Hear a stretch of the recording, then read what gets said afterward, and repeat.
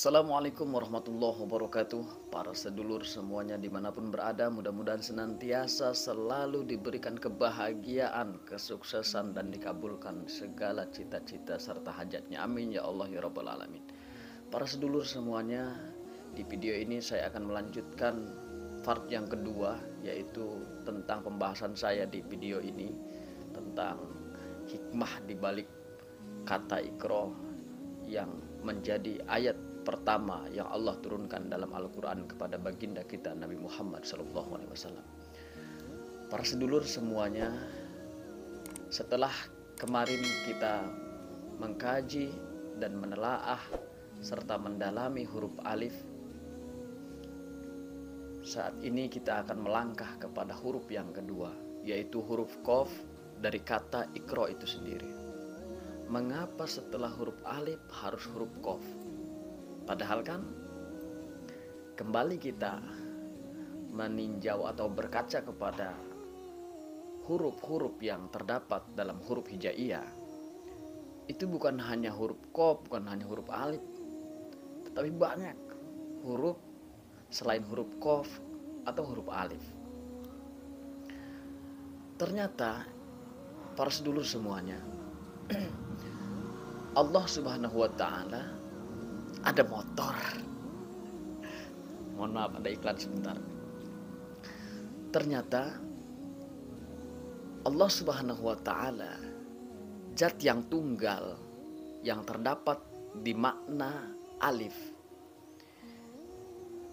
Allah hendak menurunkan Quran, yaitu Qaf, sebagai petunjuk bagi manusia, sebagai petunjuk bagi orang-orang yang beriman kepada Allah, beriman kepada hari akhir, beriman kepada semua nabi termasuk nabi terakhir, yaitu baginda kita, baginda Nabi Muhammad SAW. Kenapa demikian? Karena dengan huruf Qaf, yakni Quran, Allah turunkan kepada baginda Nabi. Kitab ini menjadi pemungkas atau penutup semua kitab yang telah Allah turunkan kepada nabi-nabi terdahulu sebelum baginda kita, baginda Nabi Muhammad SAW. Maka dalam ayat Al-Quran surah Al-Baqarah dikatakan atau ditegaskan bahwa Quran ini merupakan kitab yang di dalamnya tidak ada keraguan di dalamnya.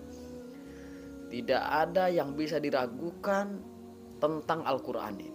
Bahkan Al-Quran ini sendiri telah teruji kebenarannya melalui sains-sains modern zaman sekarang. Banyak sekali sains atau penelitian motor. Banyak sekali sains atau penelitian yang mana berujuk kepada Al-Quran. Kemudian para penelitian tersebut meneliti tentang berita ataupun kabar dari Al-Quran itu sendiri, dan Al-Quran ini dijadikan sumber oleh para ilmuwan untuk meneliti benarkah apa yang dikatakan oleh Al-Quran ini. Ternyata setelah diteliti, Masya Allah, begitu banyak para ilmuwan yang membuktikan kebenaran Al-Quran. Maka sebenarnya orang yang memeluk Islam, orang yang hijrah dari agama lain kemudian memeluk Islam, itu sebenarnya semua mayoritas adalah orang-orang yang mencari kebenaran, dan ketika kebenaran itu datang, ketika kebenaran itu dia lihat dengan fakta yang masuk akal atau logika, maka dia akan menerima kebenaran Islam ini. Maka ya saya ragu kepada orang-orang yang tadinya Islam dia malah kafir atau keluar dari Islam. Itu faktornya, mohon maaf, ada dua kemungkinan. Kalau bukan karena perut atau di bawah perut, mohon maaf. Tapi kalau ada orang yang memeluk Islam, yakin itu karena dia memahami tentang sebuah makna kebenaran.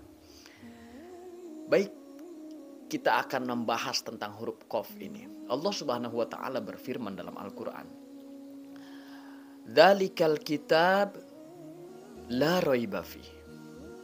Allah telah menegaskan di ayat pertama surat Al-Baqarah tuh, bahwa kitab ini kata Allah tidak ada keraguan di dalamnya. Dengan kepastian semacam itu, Allah hendak menjadikan kitab ini apa? Hudal lil muttaqin.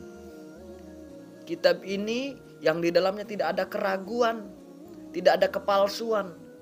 Allah hendak menjadikan kitab ini petunjuk bagi orang-orang yang bertakwa. Pertanyaannya, siapa orang yang bertakwa? Garis besarnya ayat selanjutnya menjelaskan, alladzina yu'minuna bil ghaib wa yuqimunas shalah wa mimma razaqnahum yunfikun. Mereka adalah orang-orang yang beriman kepada yang ghaib. Apa itu? Beriman kepada Allah Subhanahu wa taala, beriman kepada malaikat Allah Subhanahu wa taala, beriman kepada hari akhir, qada dan qadarnya Allah Subhanahu wa taala, khairihi wa sarrihi minallahi taala, baik itu yang baik takdirnya maupun takdir yang buruk minallahi taala, semuanya datang dari Allah Subhanahu wa taala.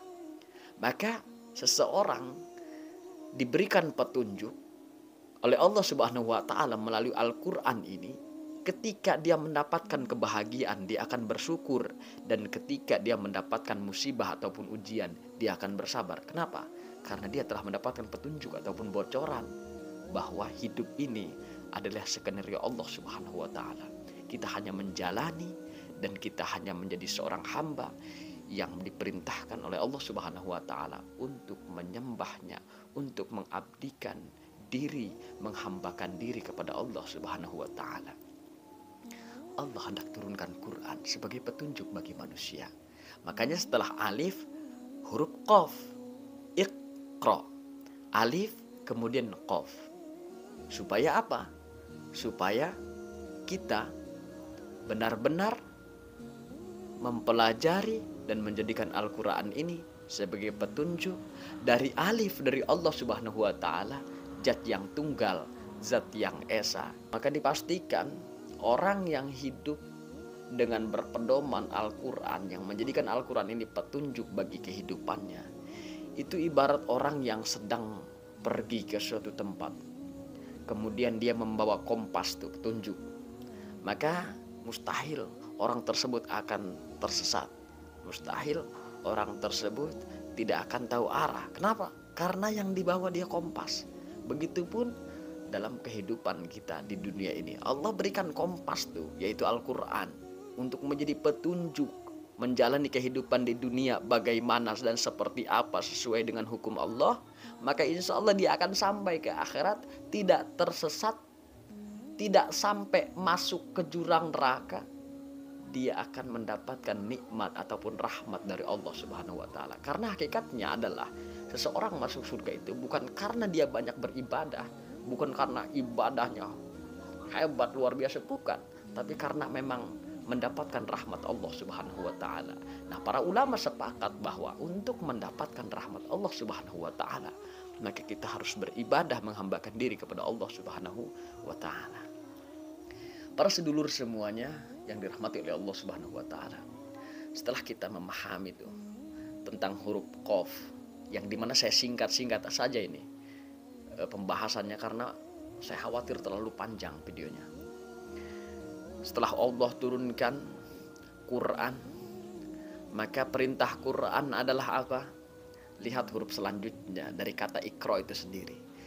Setelah Allah turunkan Quran, maka huruf selanjutnya adalah huruf Ra. Kenapa sih harus huruf Ra? Kenapa enggak huruf Lam? Lagi dan lagi pertanyaan itu muncul dalam benak kita. Ternyata Allah Subhanahu wa taala, Masya Allah, menurunkan Quran itu adalah bentuk kasih sayang Allah Subhanahu wa taala. Kita semua tahu, kita semua faham bahwa dari sekian banyak nama Allah dalam Asmaul Husna, itu nama Allah yang pertama adalah Rahman Rahim. Lihat, Rahman Rahim. Walaupun Allah Subhanahu wa taala Al-Malik, Al-Quddus, Al-Jabbar, tapi Allah mendahulukan Rahman dan Rahimnya, kasih sayangnya kepeduliannya kepada makhluknya. Masya Allah. Maka ketika kita menyadari bahwa Allah begitu sayang kepada kita, begitu mengasihi kita, begitu mencintai kita, maka yang kita jalankan sesuai dengan petunjuk Al-Quran, yaitu saling menghargai, saling menghormati satu sama lain. Kenapa? Ini dicontohkan oleh contoh terbaik yang membawa huruf Qaf itu sendiri. Siapa? Rasulullah Shallallahu Alaihi Wasallam. Karena Al-Quran itu diturunkan kepada baginda Nabi Muhammad Shallallahu Alaihi Wasallam, maka Nabi Muhammad menjadi rahmat bagi semesta alam. Wa ma arsalnaka illa rahmatan lil alamin. Allah telah berfirman dalam Al-Quran, dan Allah mengatakan bahwa tidak serta-merta kami mengutusmu wahai Muhammad, melainkan hanya untuk rahmat semesta alam. Masya Allah. Maka sosok yang memiliki jiwa kasih sayang yang begitu tinggi, memiliki kepedulian kepada umat begitu tinggi, Masya Allah, begitu mengharukan perjalanan baginda Nabi Muhammad SAW semasa hidupnya. Jangankan semasa hidupnya, ketika dia mau meninggal pun, ketika dia mau kembali kepada Tuhannya pun, dia masih memikirkan ummati, ummati, ummati. Bahkan ketika Rasulullah SAW hendak dicabut nyawanya oleh malaikat Ijrail, Rasulullah bertanya kepada Ijrail, wahai Ijrail, mengapa Jibril tidak datang? Kemudian Ijrail menjawab, wahai Muhammad, ngapain Ijrail? Wahai Muhammad, ngapain Jibril datang? Karena Rasulullah sebelumnya pernah bersabda kepada para sahabat dan mengatakan bahwa setiap manusia yang hendak meninggal dunia, Jibril akan turun tuh. Ini berlaku bagi siapa saja, baik mukmin maupun kafir. Jibril turun, ngapain ya Rasulullah? Sahabat bertanya. Kemudian Rasulullah menjawab, Jibril akan mengepakkan sayap kanannya ketika orang yang meninggal itu adalah orang yang beriman. Jibril mengepakkan sayap kanannya, memperlihatkan tempat yang nanti orang mukmin tersebut akan tinggal, di mana penuh dengan kenikmatan, penuh dengan rahmat Allah serta kasih sayang Allah, yaitu surga. Maka coba lihat orang-orang yang beriman ketika dia meninggal, itu dia banyak sekali kita saksikan mereka tersenyum, bersahaja, berseri-seri wajahnya. Berbeda dengan orang kafir.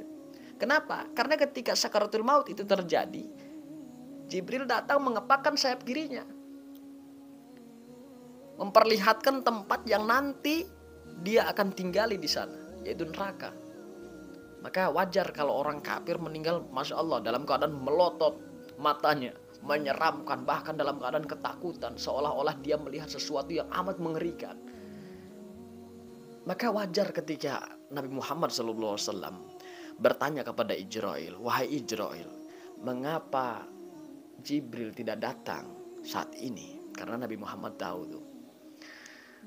Dan Nabi Muhammad nggak mungkin dong tidak sesuai dengan ucapannya, yaitu setiap manusia yang akan meninggal dunia, maka Jibril akan turun mengepakkan sayapnya. Sementara Rasulullah juga masih mengakui bahwa dirinya hanyalah manusia, hamba Allah. Kenapa Jibril nggak turun? Kemudian karena Nabi meminta untuk Jibril turun, akhirnya Ijrail memanggil Jibril alaihissalam untuk menemani dia bertemu dengan Rasulullah SAW. Dan pada ketika itu Jibril berkata, wahai Muhammad, ada apa engkau memanggilku? Kemudian Jibril masih berkata, akankah aku mengepakkan sayapku sementara engkau telah dijamin surga oleh Allah Subhanahu wa taala? Ngapain capek-capek, kalau bahasa kita mungkin begitu.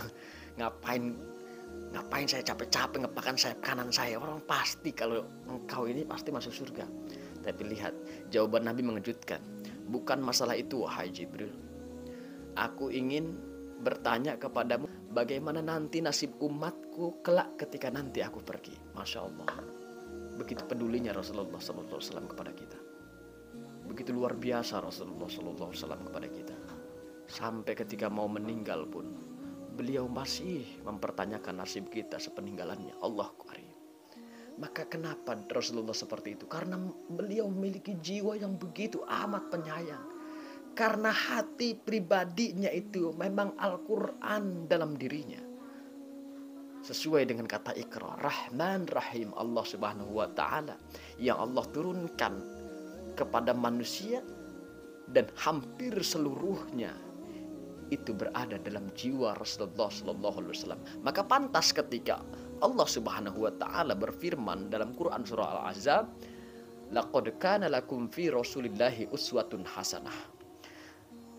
Terdapat suri tauladan atau contoh terbaik, uswatun hasanah, dalam diri Rasulullah. Dalam diri Rasulullah itu terdapat uswatun hasanah. Apa sih uswatun hasanah? Uswatun hasanah itu adalah contoh suri tauladan terbaik. Tidak ada yang terbaik selain contoh dari baginda Nabi Muhammad sallallahu alaihi wasallam. Bahkan bukan hanya kepada umatnya. Rasulullah sallallahu alaihi wasallam ketika berada di kota Taif, hendak mendakwahkan, hendak mengajak penduduk Taif untuk beriman kepada Allah Subhanahu wa Ta'ala. Apa yang terjadi? Rasulullah dicampakan, Rasulullah dilempar batu, bahkan Rasulullah dilempar kotoran. Sampai-sampai pada peristiwa itu malaikat gunung itu berkata kepada baginda Nabi Muhammad sallallahu alaihi wasallam, "Hai Muhammad, mud yadaika ila sama." Muhammad, angkat tanganmu ke langit. Kamu meminta kepada Allah Subhanahu wa Ta'ala. Apakah perlu gunung ini aku timpakan kepada orang-orang durjana ini? Saking jengkelnya malaikat, Masya Allah. Tapi lihat apa yang keluar dari tutur kata orang yang memiliki kasih sayang yang begitu tinggi kepada semua makhluk, yang menjadi manusia yang dipastikan oleh Allah Subhanahu wa Ta'ala, zat yang esa, zat yang tunggal yang mengutusnya ini. Dipastikan bahwa orang tersebut adalah rahmat bagi semesta alam. Apa yang terjadi dan apa yang diucapkan oleh sosok ini? Fa innahum qaumun la ya'lamun. Sesungguhnya mereka itu adalah manusia yang tidak tahu siapa aku. Jangan, aku berharap suatu hari nanti, kelak nanti, mudah-mudahan ada keturunannya yang mau beriman kepada aku dan mau beriman kepada Allah Subhanahu wa Ta'ala. Masya Allah. Mohon maaf, bukan saya membandingkan dengan para nabi yang lain. Lihat para nabi yang lain. Para nabi yang lain juga luar biasa perjuangannya. Tapi dibanding dengan Rasulullah, sepertinya Rasulullah tidak akan pernah terungguli. Rasulullah tidak akan pernah terkalahkan. Kenapa? Karena Rasulullah begitu amat sabar, begitu amat sayang dan cinta, bukan hanya kepada umatnya, melainkan kepada semua makhluk yang ada di alam semesta ini. Allahu Akbar. Lihat Nabi Yunus meninggalkan kaumnya. Lihat Nabi Nuh, dia sudah tak tahan lagi dengan tingkah laku, tindak tanduk umatnya, sehingga dia meminta kepada Allah untuk menurunkan banjir. Nabi Lut, dia meminta kepada Allah Subhanahu wa Ta'ala untuk memberikan azab kepada umatnya tuh. Tapi Rasulullah Sallallahu Alaihi Wasallam, Masya Allah, inilah Rahman dan Rahim. Inilah roh yang terkandung di lafaz ataupun kata Iqra. Kemudian yang terakhir, setelah huruf alif, Allah turunkan tuh Quran sebagai petunjuk bagi manusia yang mau mendapatkan petunjuk. Semua manusia bebas untuk masuk Islam, karena dalam agama Islam ini la ikraha fiddin, tidak ada paksaan dalam memeluk agama Islam. Yang memahami kebenaran silahkan ikuti Islam. Tapi kalau yang ingkar dan gak mau menerima kebenaran, maka tersesatlah engkau selama-lamanya, baik di dunia maupun di akhirat. Allah turunkan Quran sebagai petunjuk bagi manusia, terkhusus kepada orang-orang yang bertakwa, orang-orang yang beriman. Kemudian setelah itu Allah turunkan Rahman Rahim, agar kita saling mencintai sesama, agar kita saling menghargai satu sama lain, agar kita saling menghormati satu sama lain dengan Rahman Rahimnya Allah Subhanahu wa Ta'ala. Kemudian setelah huruf Ra, kembali kepada alif. Kenapa kembali kepada alif? Karena kita ini berasal dari Allah Subhanahu wa Ta'ala, Zat yang tunggal, Zat yang esa. Allah turunkan Quran sebagai petunjuk pedoman bagi kita untuk menjalani hidup ini.